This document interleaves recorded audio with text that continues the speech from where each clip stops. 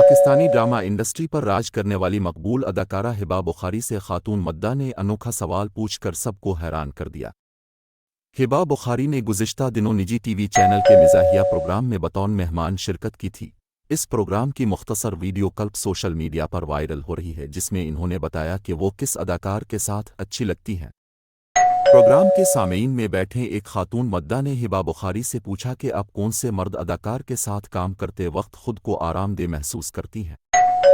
खातून के सवाल पर हिबा बुखारी ने हंसते हुए पूछा कि मैं मर्द के साथ पुरसुकून, जिस पर मद्दा ने अपना सवाल दुरुस्त करते हुए पूछा कि मेरा मतलब यह है कि आपको किस अदाकार के साथ काम करना पसंद है और आपकी नज़र में आप किस अदाकार के साथ अच्छी लगती हैं।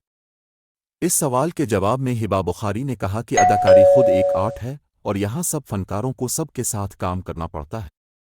बॉलीवुड और जनूबी भारत की फिल्मों के सीनियर अदाकार Kamal Haasan artificial intelligence (AI) की तालीम हासिल करने के लिए अमेरिका रवाना हो गए। भारतीय मीडिया के मुताबिक 69 साला कमल हासन गुज़िश्ता हफ्ता अमेरिका रवाना हुए हैं। लेजेंडरी अदाकार ने आर्टिफिशियल इंटेलिजेंस (AI) की तालीम हासिल करने के लिए अमेरिका के मारूफ तालीमी इदारे में दाखिला लिया है। रिपोर्ट में बताया गया कि कमल हासन ने AI के 3 माह के कोर्स में दाखिला लिया है, लेकिन वो अपनी पेशा वराना जिम्मेदारियों की वजह से सिर्फ 1.5 माह यानी 45 दिन ही कोर्स में शिरकत कर सकेंगे और उसके बाद वापस भारत आ जाएंगे। कमल हासन की जानिब से AI की तालीम हासिल करने का फैसला एक ऐसे वक्त में आया है जब टेक्नोलॉजी फिल्म इंडस्ट्री में तेज़ी से अहम किरदार अदा कर रही है। बॉलीवुड किंग शाहरुख खान के जुनूनी मद्दाह ने अनोखा काम करके अदाकार से अपनी मोहब्बत की मिसाल कायम कर दी। जानदारी अदाकारी की बदौलत दुनिया भर में शोहरत हासिल करने वाले मेगा स्टार शाहरुख खान के लाखों मद्दाह हैं जो अदाकार की मोहब्बत में अनोखे कारनामे सरंजाम देते नजर आते हैं। शाहरुख खान के मद्दाह कभी उनका रूप धार लेते हैं तो कभी उनके बरसों पुराने पोस्टर्स अपने पास महफूज कर लेते हैं।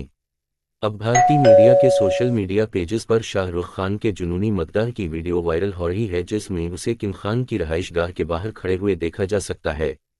ज़ैनब के पापा ने अपनी मानी खेज और इस्लामी तालीमात से भरपूर वीडियोस की बदौलत नामवर पाकिस्तानी यूट्यूबर्स को शिकस्त दे दी।